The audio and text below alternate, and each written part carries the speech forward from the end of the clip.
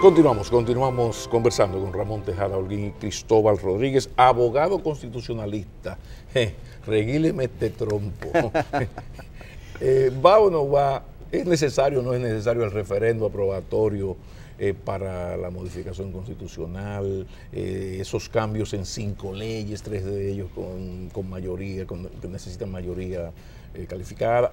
Háblame de tu posición, que creo que todo está en torno al artículo 272. El 270 y 72, ¿no? A ver. Mira, para modificar la Constitución misma dice qué hacer. O sea, para modificar la Constitución hay que votar una ley que tiene que declarar la necesidad de la reforma de la Constitución, que tiene que indicar los textos que se van a modificar, el sentido de la modificación de esos textos y convocar a la Asamblea Nacional, la cual debe empezar a sesionar dentro de los 15 días posteriores a la promulgación de la ley. Lo único que queda pendiente es que la Asamblea, una vez reunida y con las mayorías que la Constitución manda, apruebe el cometido de la reforma. Esa es la regla en materia de reforma constitucional. Esa regla tiene excepciones. Okay. Las excepciones a esa regla están contenidas en el artículo 272. Dice el artículo 272 que cuando la reforma de la Constitución esté referida a derechos fundamentales, a la cuestión del territorio, al régimen monetario y financiero, a la forma de modificación de la propia Constitución, o sea, cuando verse sobre uno de esos temas, y al régimen de nacionalidad, extranjería y ciudadanía, cuando verse sobre uno de esos 5 temas, entonces debe, además de los pasos que acabo de describir, debe ser sometida a un referendo aprobatorio. Exacto. Entonces, en relación con el tema de la reelección, lo que mucha gente ha entendido es, o no mucha gente, alguna gente, ha entendido es que la reelección está relacionada con los derechos de ciudadanía. O sea, con los derechos fundamentales. Y que por tanto, en la medida en que está relacionado con los derechos de ciudadanía, tiene que, si se modificara la Constitución con esa finalidad, ser sometido a un referendo. Y eso es un error. Sí, déjame leer la partecita del problema del artículo 272 para que los amigos se sitúen.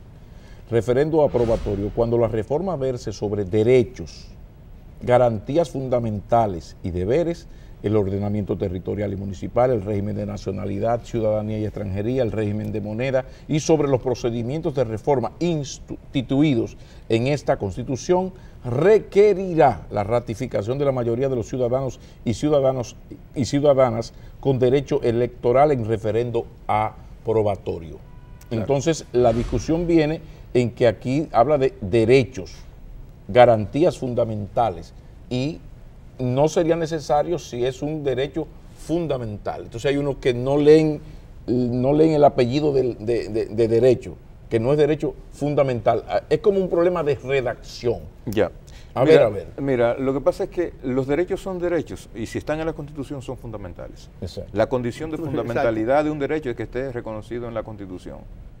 Esa es la clave. Y por tanto, derechos fundamentales, que tenga la coletilla de fundamentales o que no la tenga, es irrelevante. O sea, cuando dice aquí, perdóname, que es que ahí que está la cuestión, ahí que está el meollo. Cuando la reforma verse sobre derechos, coma, no importa que no haya dicho sobre derechos fundamentales, coma, garantías fundamentales y deberes. No. Porque todo derecho, si está en la Constitución, es un derecho fundamental. Es un derecho fundamental. Y si es un derecho fundamental, ya eso lo libera del referendo aprobatorio. Si fuera un derecho fundamental, tiene que ir al referendo aprobatorio. La pregunta es, ¿la reelección es un derecho? ¿Alguien tiene derecho a reelegirse en un sistema político? No, la de elegir o ser elegido. No, pero la reelección no es un derecho. ¿De qué trata la reelección? La reelección es una forma, un procedimiento. Es una forma de organizar la posibilidad de continuidad o no del ejercicio presidencial. La reelección, entonces, a lo que está asociada es al ejercicio del poder, no al reconocimiento de prerrogativas y derechos. Perdón. Lo que el constituyente ha regulado con el tema de la reelección es la decisión de que un presidente de la República, para evitar las posibilidades de acumulación, de concentración de poder y los atentados a la institucionalidad que desde esa posición de acumulación de poder se pueden alcanzar, se pueden lograr. Entonces, la regulación sobre reelección es una forma de regulación del poder como condición para garantizar derechos. Por tanto, aquí la cuestión no tiene que ver con derechos, tiene que ver con el poder, tiene que ver con tratar de domesticar un poco el presidencialismo. Aquí todo el tiempo, o sea, en los últimos 50 años, pero entonces, en los últimos 50 años, Pablo, y ustedes son testigos, como toda la sociedad dominicana, el debate sobre la reelección ha sido y ha girado en torno al exceso del presidencialismo. Pero entonces el referendo aprobatorio lo que hace es más difícil la posibilidad de la reelección o le da un sentido aún más democrático y más participativo. Entonces, si el problema es frenar el presidencialismo, una enfermedad histórica nuestra, darle entonces ya la voz al pueblo, para que ya sea el pueblo el que decida una cosa tan importante como reelección o no reelección. Lo que pasa es que eso no lo prevé la Constitución. Exacto, es que hay una diferencia. Es que eso no lo prevé la Constitución. Vuelvo y digo, aquí el debate duro en el Balaguerato, muy duro en el Balaguerato, sobre la reelección era que este hombre se va a quedar por siempre en el poder. Claro. ¿Qué es lo que hace Peña Gómez? ¿Cuál es una de las condiciones que pone Peña Gómez en el 94 en el Pacto Patriótico? No reelección consecutiva. No reelección consecutiva, porque nunca ha sido abordado, porque no lo es, como un tema de derechos, sino como un tema de frenar prerrogativas de poder. Está bien, vámonos a la pausa. Está bien. Ahora, cuando retornemos, porque hay que darle cariño a los anunciantes, cuando retornemos, vamos a suponer, me convenciste de que esto es así, así debe hacerse.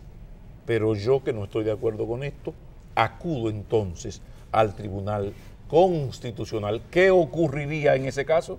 Después de la pausa viene la respuesta.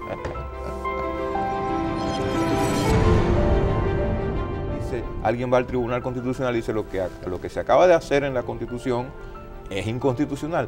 No puedes declarar inconstitucional la Constitución.